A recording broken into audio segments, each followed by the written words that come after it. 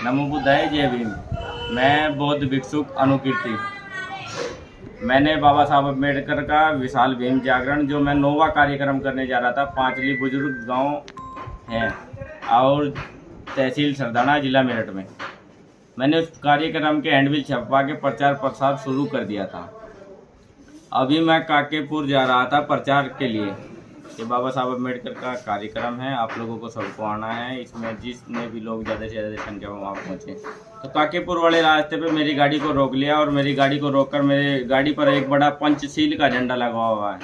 तो उन्होंने गाड़ी को, दो त्यागी समाज के लड़के थे, ललित और अंकित, दोनों ने गाड़ी को रोक के कहा कि झंडा किसका। मैंने कहा विश्व गुरु भगवान बुद्ध का झंडा है और बाबा साहब अम्बेडकर का।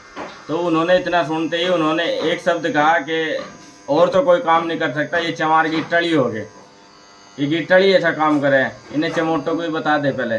फिर उन्होंने कहा कि चमार होगा। हमने कहा कि जो हमारे सेवक था साथ में अभिषेक, उन्होंने कहा कि हाँ चमार है।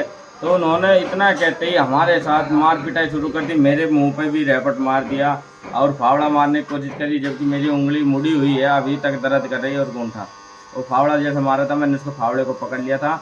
और एक बौद्ध भिक्षु पर अत्याचार हो रहा है कि आज पूरा समाज और पूरा देश खा गया। अगर आप मेरी मदद करने नहीं आते हैं तो फिर मेरा भिक्षु बनने का फायदा क्या है। इस समाज के लिए मैं एक संदेश दे रहा हूँ कि मानवतावादी शांति का संदेश देने का काम कर रहा हूँ और बाबा साहब की विचारधारा को फैलाने का काम कर रहा हूँ। तो फिर मेरा फायदा क्या है कि एक बौद्ध भिक्षु पर भी अत्याचार हो गया। तो मैं चाहता हूँ, अभी मैंने राजरत्न अम्बेडकर जी से बात की, बाबा साहब के पड़पोते से। उन्होंने कहा कि सब चीज़ आप मुझे भेज दीजिए। अगर यहाँ मुकदमा दर्ज नहीं होता है तो मैं विदेश से मुकदमा दर्ज करा के इसमें कार्रवाई करूँगा। मैं राजेंद्र पाल गौतम, दिल्ली के जो पूर्व कैबिनेट मंत्री रहे, उनसे भी मेरी बातचीत हुई है। चंद्रशेखर से भी मेरी बात हुई है। सबने मुझे यही कहा कि पहले आप देख लो कि मुकदमा दर्ज होता है। अगर मुकदमा दर्ज नहीं होता है तो एक बहुत बड़ा विश्व का आंदोलन शुरू होगा, जो कि बौद्ध भिक्षु सभी देश विदेश से यहाँ आएंगे और हमारी आवाज़ उठाने का काम करेंगे। क्योंकि हमारा भिक्षु होने का फ़ायदा ही नहीं होगा अगर हमारी आवाज़ नहीं उठाई जाएगी। हमें भी आज दबाया जा रहा है।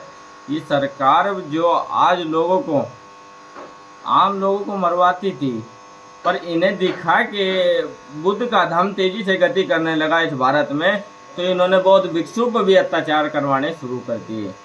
नमो बुद्धाय जय भीम।